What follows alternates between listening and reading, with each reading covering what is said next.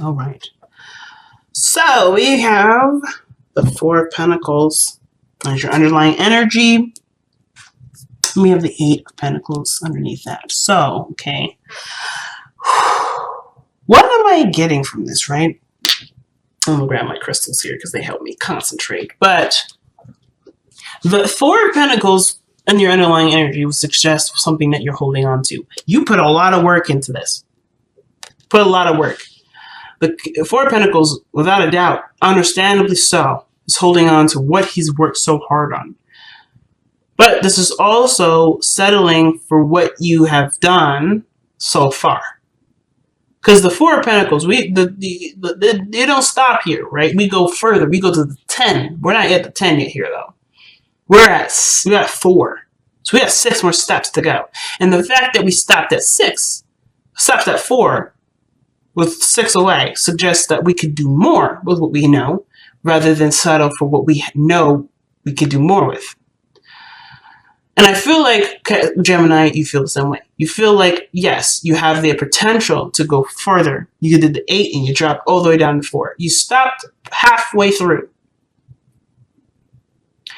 And it's not because, again, you just wanted to stop. It's because you got to a great point. Everything was looking up.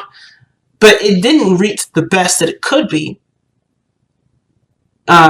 And so I think you're noticing that. You're noticing that, okay, I worked hard. I did the best I could. And the work that I put in for it is not necessarily everything that I wanted, but it's something that I can be content with for a little bit.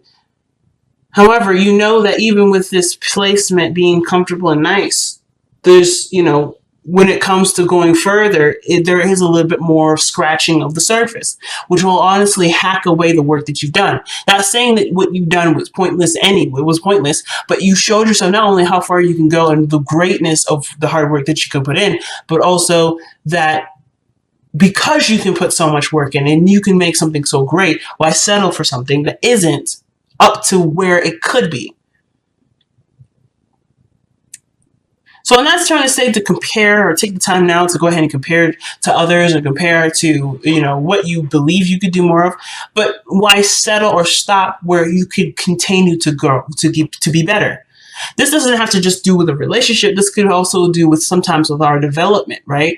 With maybe we think, oh, we know enough for now. We don't need to go any further, or there's no learning. We don't need to learn anymore. This is very similar to, I don't want to say, like an old person mentality. Then I'm not trying to slag off or trying to insult any old folks out here. But what I am saying is that when people get to a certain age, they stop wanting to learn. They stop wanting to change because they get to a good spot. They know that this is not necessarily the top of where they can necessarily stop, necessarily they can go further. And I think that everybody that has the Four of Pentacles, they know they can go further. But it's just like, ooh, am I willing to take the risk to uproot this comfortability, this stability, and go after what I believe could be better than this? It's usually a hard one.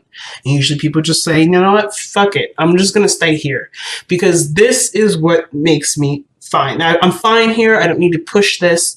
It took me a long time to get to just this point. However, does this mean that you're happy here?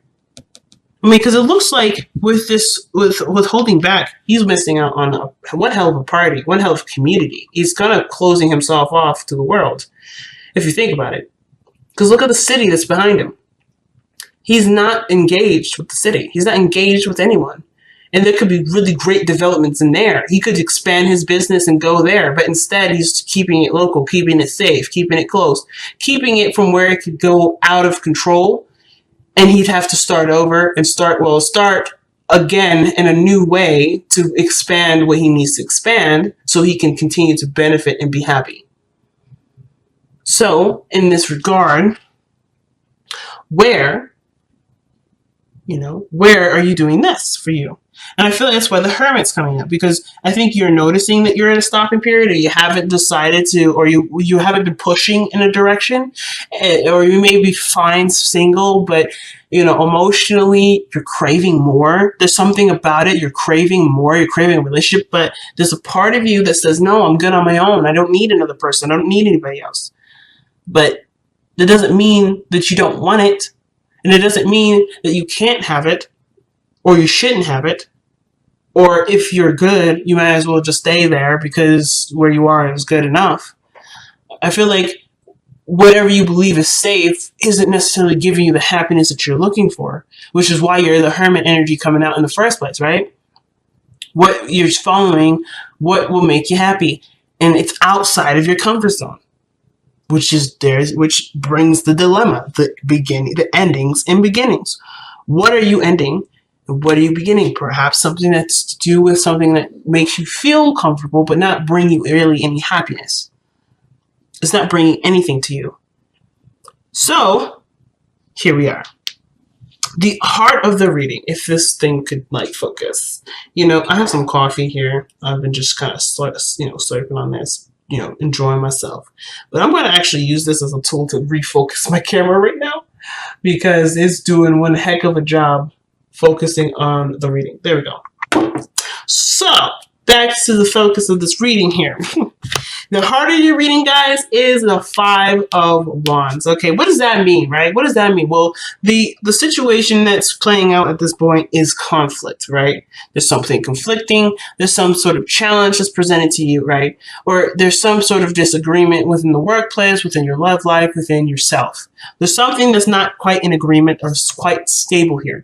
That's not a bad thing, though. It just means it's intense and it's really, it can feel like it's a lot to handle at once, but you can handle it, right?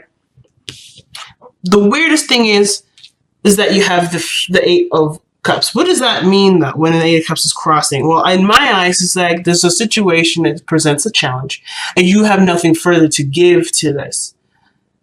There's a lot of fighting, but you're not interested in fighting anymore. The Eight of Cups would suggest to me that you're done with it. You're done with it. You're not interested in it. But considering it's blocking, perhaps what it's saying here is that, yes, there's some sort of conflict here.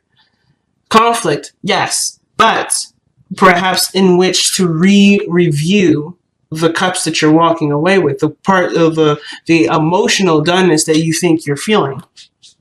Are you truly emotionally done, or are you just fed up with the constant back and forth, the constant battle of getting to where you want to be? And which is totally understandable too.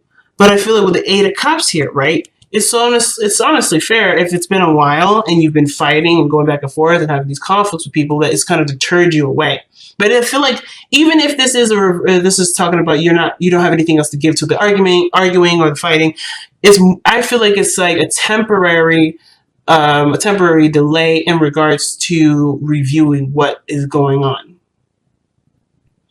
assessing this based off of what you want. So I don't think necessarily you're done, but I do feel like whatever this was put you off initially. You don't like that part. You don't like this part of the Five of Wands where there may be the dating apps or something like that. Or maybe this is in regards to a project and working with certain coworkers and they're just argumentative, egotistical, and unable to work with. Whatever that is, you are not interested in that aspect. But there are some things or something that is still compelling that still draws you back to it. So there is this yo-yo effect. And that will constantly get you back into that drama or that constant conflict, or constant turmoil, because even though you're annoyed with how this is going, I feel like there's something that still brings you back to these cups because there's something still there to look at. I know, totally interesting and weird way of looking at it, but I feel like this is what's happening. For some of you.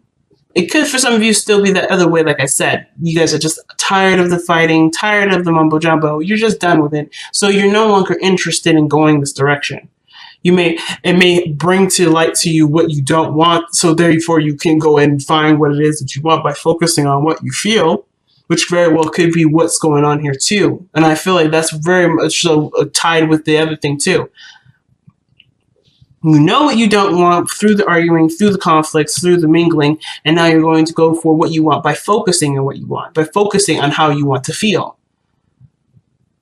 But at the same time, even then, you're still trying to find what do you want to feel. So in the past, you have the hangman. So things have been stagnant in the past. Things haven't been moving in the past necessarily. Like nothing moving in the progression of anything, but they're really just trying to get a better understanding of it. At most, you're trying to see something from a different perspective by not engaging. Right? You're surrendering to the perspective. You're surrendering to what's being presented to you. And instead of reacting to it or being a part of it, you're not engaging in it. You're sitting back and looking at it from a different lens, from a different angle, from a different perspective, so that way you can bring about something within you that will help figure out what you need to understand for yourself. So that totally makes sense here with the hangman. Nothing was progressing here, no relationships, no progression of any sort, but just trying to understand you for who you are based off of whatever you're trying to look at. And you were looking at it from different angles. So there was a lot of patience, a lot of surrendering, a lot of going with the flow, a lot of trusting yourself, a lot of trusting the universe. A lot of trust went into this. And the product of this hangman in the past is bringing the King of Wands. Your energy has gone up. Your focus is all about having more fun or enjoying yourself and being authentic to who you are. I feel like right here you want to express. You want to be more expressive, and you want to indulge into life experiences. But on top of this understanding of yourself, you've gained more confidence in yourself too. You've gained a tremendous amount of confidence. You see yourself with great esteem. However, with the Eight of Cups crossing this, I still feel like with this conflict energy, there is a bit of revision here. There is still an element of revision. But I feel like this is a revision of you leaving behind what you were not satisfied with. And now you're looking at this situation from the perspective of where you weren't satisfied to know exactly what you need to do for yourself to be satisfied. This is the death of what was in the beginning of what is. Not settling for less. I feel like you're noticing from where you are, the high confidence person that you are now, you're noticing where you've been, either where you have settled with this kind of conflict, with this kind of energy, where you have settled and where you can expand more because you are aware of your capabilities. You're aware of your power. You're aware of your strengths, where your heart really lies. You are so hyper aware of this now that this situation you don't want anything to do with necessarily, but you do have a different approach to how you want to handle this now.